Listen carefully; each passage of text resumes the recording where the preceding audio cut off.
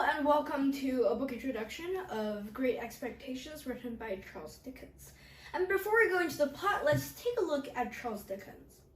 Charles Dickens, born in 1812, is, kind of a person, although feted by the affluence prospects of his family, still faces increased financial debt, and his father was taken into prison because of debt.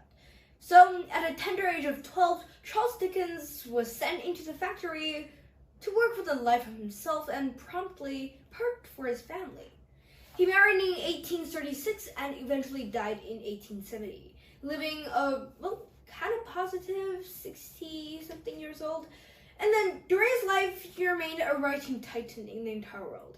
His special way of writing and his creativity promise every single reader an enjoyable ride into his books. And for this, the background of this is based upon Pip.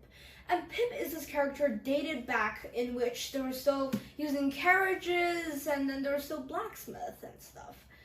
And in those ages, there weren't really a lot of high-tech equipment, so as seen, Pip finds joy in, simply going out to play in the marshes, which he encountered Magwitch, and to run around the house helping Joe with blacksmith work, and that moves us to a plot.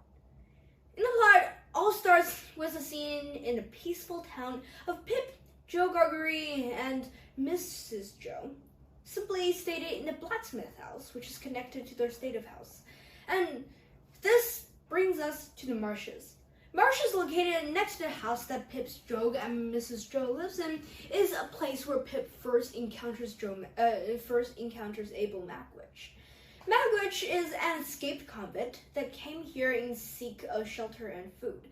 And once seeing Pip, he was really excited because it was the first person he had seen properly. So he literally grabbed Pip by the collar and started asking him to bring him food and a file tomorrow to break his chains. Well, that was what he did because Pip did not want to die of the secret young man that accompanied Abel Magwitch. And after Pip gave the food, including gin and literally a pork pie to Abel Magwitch, Magwitch is really thankful in Pip for actually bringing him the food instead of just a simple piece of bread, but actually a pork pie, gin, and a lot of stuff people who are not in the situation would have actually also liked. And during that period, I think Abel, he discovered a secret thing inside his life that, wow, I want to find and use my efforts on a kid and make him better as a gentleman in the future. And exactly that's what happened. Well, before that stage in Pip's life, he encountered Miss Havisham in his educational world. He went to his house, and it was quite gloomy. It was all curtains and candlelight. Miss Havisham has been in there for a long, long time, wearing her bridal dress and never even leaving the room. All in all, for a long time also. She doesn't open the curtains, leaving the room simply lighted up by a few candles that simply never burned out. And to Pip, it was a very mysterious character, and the entire scene was really creepy. Until he met Estella. It was sort of like a love at first sight. He found out that Estella is very cold to him. And he found that she promptly didn't really like him. But he, on the other hand, really did so. And during that period which he discovered the relationship, he kept going to stay at his house, partly for education and partly just to see Estella. When Estella went abroad, we could see the frustration and part gloominess in Pip's thoughts and his actions and his words. After the educational system, he was adopted by Mr. Jaggers, a very famous lawyer in the middle of the city.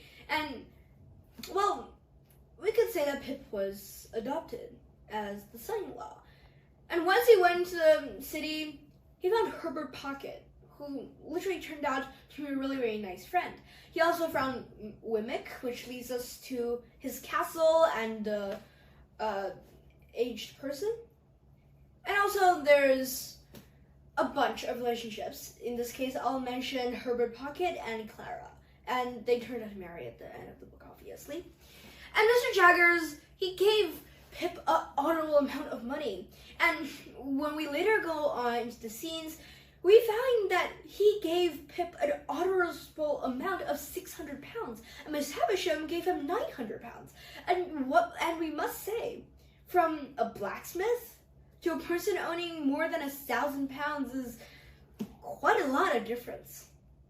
And during the time of Herbert Pocket, during his time with Wemmick and Mr. Jaggers, he discovered Provis, also Abel Magwitch in this case. Provis is Pip's secret benefactor, and every single penny that he earned, quote quote in the book, is actually sent out to be part of the affluence that Pip made, and all under the decision that I want to make Pip a gentleman, quote unquote off. And this quote shows us that, well, Magwitch, from the savior of Pip, honestly is really thankful in Pip, wanting to make him a real gentleman. And Pip also feels that, wow, Provis actually is a secret benefactor. He started off from sort of like a hatred and, well, annoyance towards Provis, but then he slowly started to have better thoughts on Provis and decided to send him back and to set him free. But during that period, he was abducted by police, and Provis is taken to jail and finally hanged to death. It was a pretty sad ending for Provis, and I would say, although he's escaped convent, he escaped prison a ton of times, he is a person that we need to think about and try to learn of not how to escape prison, but instead on the factor of his kindness. And he thought that he saved me once, I should pay him back by giving him all the efforts that I spent in my life to make him a better self. And I think Pip is also really thankful on that. And then Pip finds out that Estella is honestly trained to break man's heart. Estella marries Pumblechook, which is the decision that she might have regretted. Pumblechook is a very evil husband. He bullies Estella gets divorced, and she marries again. And at the end of the book, they meet together in Status house, which is a complete ruin after it burned down. Well, they had a really sad goodbye, because Estella is going to go on with her life. Although she's old, Her Majesty doesn't live. Her Majesty still lives on, quote unquote. And Pip, he goes abroad.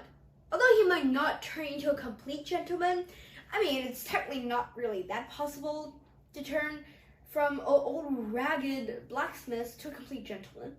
But he goes abroad for extra education, and Herbert is in support with marrying Clara. Wemmick also is really happy with aged person and his castle. Everything turns out to be a kind of melancholy, happy-ish ending. And now, let's move on to the character personalities. Main character Pip, of course, is a kind and brave young man, starting from a blacksmith that was able to face Magwitch without really feeling super nervous and fretting and just shrinking back from the terror. He learned how to face his terror and actually to face Magwitch again by bringing him the food. And also, he survived all those years with his sister's rampage, as Joe says it. And as Joe as a friend, he's really happy in his entire plot, except for the heartbreak Estelle brought him. Then let's move on to Joe Gargery. Joe Gargery serves sort of like a half-father to Pip.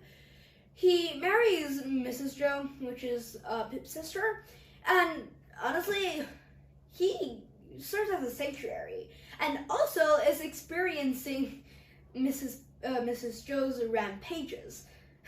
Serves like a child, doesn't he? Mrs. Pip, on the other hand, is Pip's sister, and she serves as a mother. After Pip's father and mother died, she brought Pip up by hand, in which this case is sort of like a contextual irony, in which by hand could mean by force, and in this case a lot of force. And then let's move on to Estella and Miss Havisham. Miss Havisham is, how do we say, a black-hearted woman that after her failure of marriage, because her fiancé abandoned her at the day of the wedding, well, she actually was really sad. And little did Estella know, she's not her real mother. Although brought up by Miss Havisham, sometimes Estella is really unhappy as Miss Havisham. Miss Havisham brought Estella up by telling him, you should let some other man love you and then just literally kill them and make their heart explode at the end, in which they think that you also like you too. And then, let's go on to Estella. Estella's a complicated character, showing two sides of faces, one in Miss Havisham and one in Pip. And her father is Molly, and her father is Abel Magwitch. After Abel Magwitch goes on as escaped convict, and Molly becomes the half-servant of Mr. Jaggers, Mr. Jaggers gives Estella to Miss Havisham since Miss Havisham is, quote on, in really need of a young girl that she could love, which means making her a man destroyer. And after sent to Miss Havisham, she lived quite a difficult life trying to abandon people she might have actually liked, in this case Pip. She might have actually had a little bit of a relationship towards Pip until Miss Havisham completely told her to destroy Pip. And Biddy. Biddy is a complete opposing side of Estella, being a very good protagonist and a mentor towards Pip. And she is a really nice influence towards characters like Joe and Pip in this entire story. She's more of a positive and brave a person, and finally marries Joe, in which this case I don't think is, well, really formal, because how can a niece marry Joe, you know? Well, it was Charles Dickens' time, and I guess it was normal then. And I hope you'll enjoy this book, and I'll see you next time.